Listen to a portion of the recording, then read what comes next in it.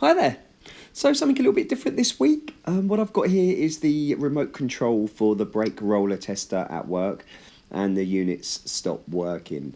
I've had a quick preliminary look and the battery has failed inside and it's not given off enough voltage to actually switch the unit on.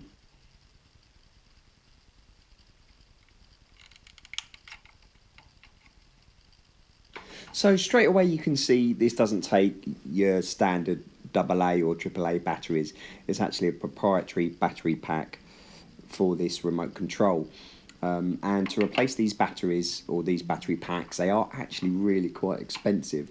So my goal in this video is to show that if you just spend a little bit of time and have a look yourself and explore, you can repair most things yourself without having to shell out a lot of money.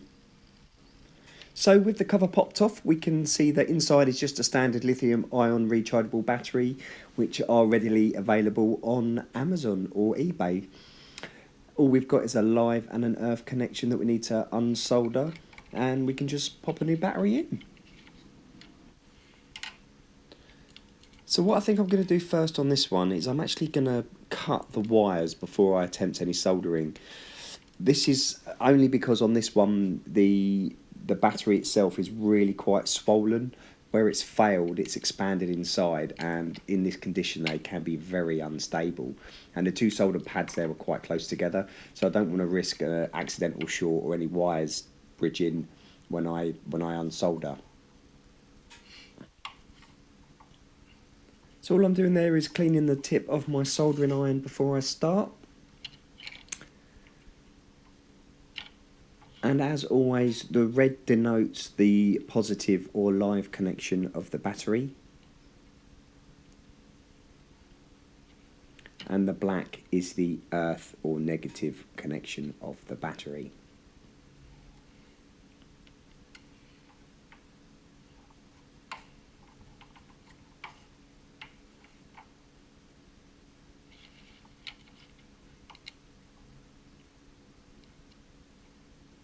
The battery is held in with some double-sided sticky tape, and I'm just trying to be careful not to damage or put too much pressure to bend the battery or cause any more damage inside the cell.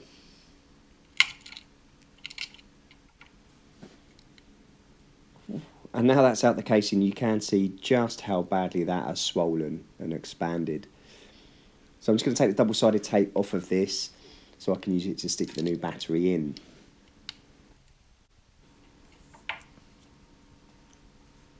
So this is the original replacement battery I bought, and as you can see it should just fit straight in. It's a 3.7 volt 1600 milliamp hour battery, which is the same as the first. And all I would do to use it is to cut off that JST connector and solder it directly to the board. However, I happen to have a 2000 milliamp hour battery that I had for another project that I no longer need. So as the title said, we are going to upgrade the battery to a bigger size, and hopefully it will last a lot longer before it needs charging again. So with the previously removed double-sided tape put back in position, that will hold the new battery in the casing and stop it from rattling around.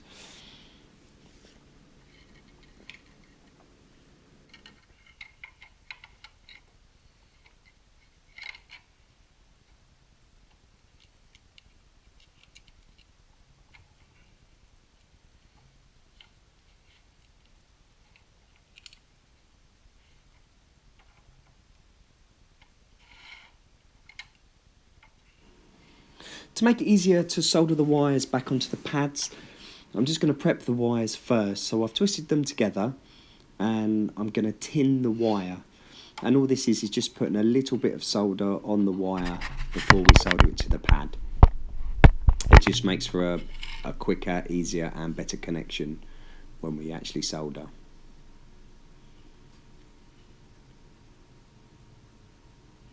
Where I've used this battery before, there is already a little bit of solder on there, so it won't look like it actually takes too much.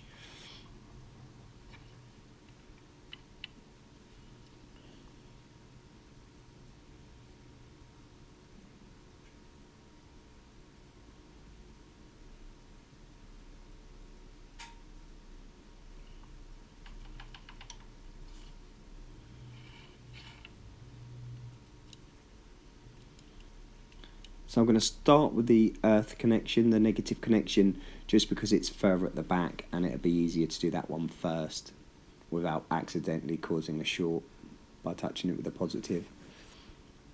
So you just hold it there for a few seconds until the solder melts. And then the same again with the live wire.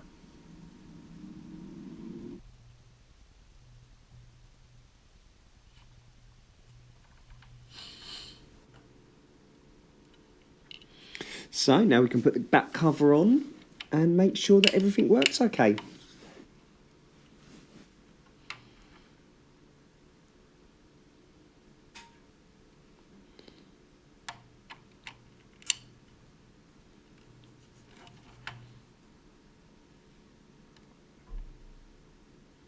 And there we go, success. The remote now powers on. And that's it for this video. I hope you found it interesting and that it might inspire you or give you the confidence to have a go at replacing a battery yourself in one of your devices. And thanks for watching, and I will see you next time.